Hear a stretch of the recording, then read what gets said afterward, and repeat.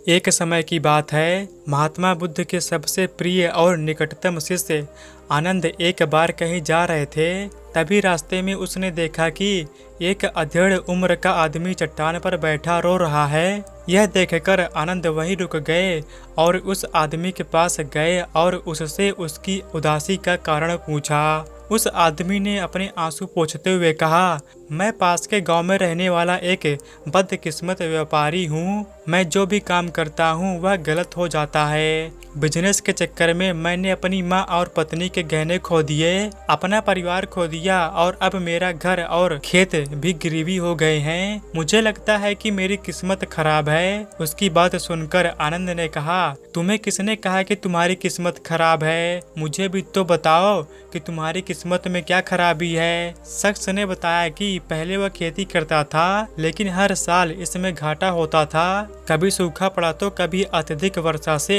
फसल खराब हो गई, कभी आवारा जानवर फसल को नुकसान पहुंचाते हैं। खेती से मेरे परिवार का गुजारा ठीक से नहीं हो पाता था, जिसके चलते मैंने खेती छोड़ दी और बिजनेस करने का फैसला किया। मैंने अपनी पत्नी के गहने बेचकर अपना व्यवसाय शुरू किया, लेकिन मेरा बिजनेस नहीं चला। शुरुआत में मेरे परिवार वालों ने मेरी आर्थिक मदद की और मेरा साथ दिया, लेकिन जब मुझे घाटा होने लगा तो मेरे परिवार वालों ने भी मेरा साथ छोड़ दिया और वे मुझसे विमुख हो गए। अब वे मुझे देखकर मुंह फेर लेते हैं और अपने परिवार की गरीबी और दुर्दशा के लिए मुझे दोषी मानते हैं। अब मुझे लगने लगा है कि मेरा जीवन निरर्थक है। मेरे मन में अक्सर विचार आते हैं कि मुझे अपना जीवन समाप्त कर लेना चाहिए और आज मैं यहाँ आत्महत्या करने आया था, लेकिन मेरी हिम्मत नहीं हो रही थी, इसलिए मैं इस पत्थर पर बैठकर रो रहा था। दूसरी ओर मेरा एक दोस्त है, हम दोनों ने मिलकर एक बिजनेस शुरू किया,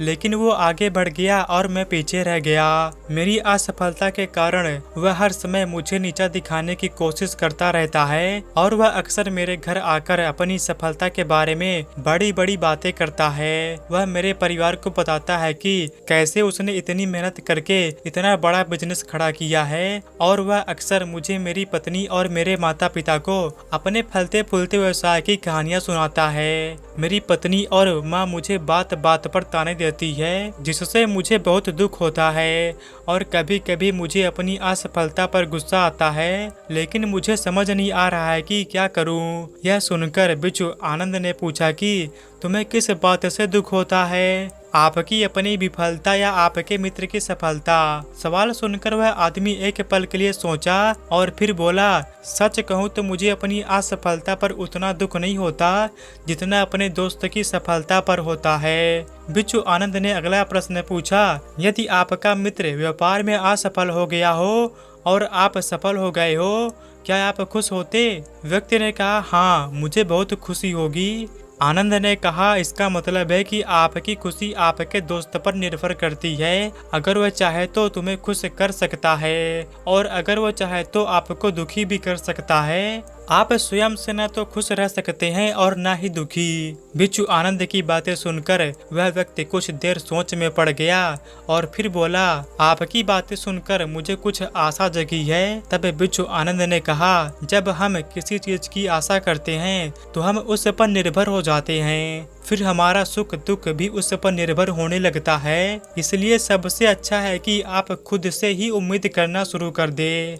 जब आप ऐसा करेंगे और मेहनत भी करेंगे तो आपको सफलता जरूर मिलेगी। आपको लगता है कि आपका दोस्त आपको नीचा दिखाने आता है, वह तुम्हें दुखी करने आता है, लेकिन अगर आप ईमानदारी से सोचे तो वह जो बातें कहते हैं वे सच हैं। वह आपको अपने संघर्षों और अनुभवों के बारे में बताते हैं। आप उन चीजों से बहुत कुछ सीख सकते हैं। आपको उनका आभारी होना चाहिए कि आपको घर बैठे इतने सारे अनुभव मिल रहे हैं। उन अनुभवों का लाभ उठाए, एक नई शुरुआत करें। ईमानदारी से काम करते रहो, कभी हार मत मानो। एक दिन तुम्हें सफलता अवश्य मिलेगी। आज आप इसे दुर्भाग्य या बुरा समय कह रहे हैं, एक दिन यह बदलेगा और इसके साथ साथ आपकी सोच और विचार भी बदल जाएंगे। और देखना, जब आपके अच्छे दिन शुरू होंगे तो आपके दोस्त भी आपको उसकी सफलता की कहानी नहीं बताएंगे, फिर उसे अपनी असफलताओं और परेशानियों के बारे में बताएं।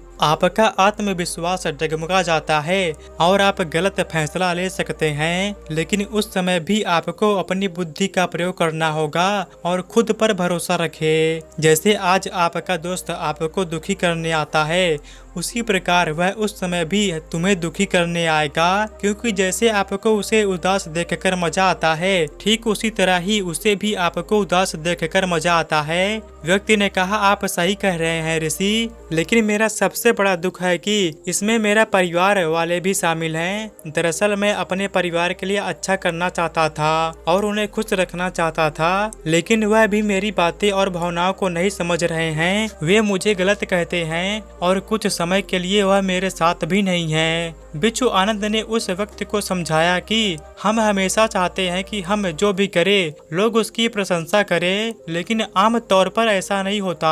लोग हमारे प्रयासों की सराहना नहीं करते, जिसके कारण हम दुखी हो जाते हैं। हमें लगने लगता है कि हमारे दोस्त, रिश्तेदार और परिवार के सभी सदस्य स्वार्थी हैं, लेकिन अगर आप किसी को अपना परिवार मानते हैं और उनके लिए कुछ करना चाहते हैं, तो फिर आप ऐसा क्यों सोचते हैं? आप दूसरों के लिए कुछ कर रहे हैं, असल में आप अपनी खुशी के लिए ही कुछ कर रहे हैं, क्योंकि उन्हें कुछ करते हुए देखकर आपको खुशी मिलती है। अगर ऐसा करते समय आप सोचते हैं कि आप दूसरों के लिए कुछ कर रहे हैं, तो फिर तुम दुखी रहोगे, लेकिन अगर आप सोचते हैं कि आप ये अपने लिए कर रहे हैं, तब तुम खुश रहोगे, क्योंकि जब हम अपने लिए कुछ करते हैं या करना चाहते हैं तो हमें इसके लिए सत्वाना की जरूरत नहीं होती। साधु आनंद की बातें सुनकर उस आदमी के चेहरे के भाव बिल्कुल बदल गए। उसने कहा, तुम सही कह रहे हो बिच्छू, लेकिन मैं समझ गया कि अब तक मेरी किस्मत खराब थी, क्योंकि वह दूसरों के हाथ में थी,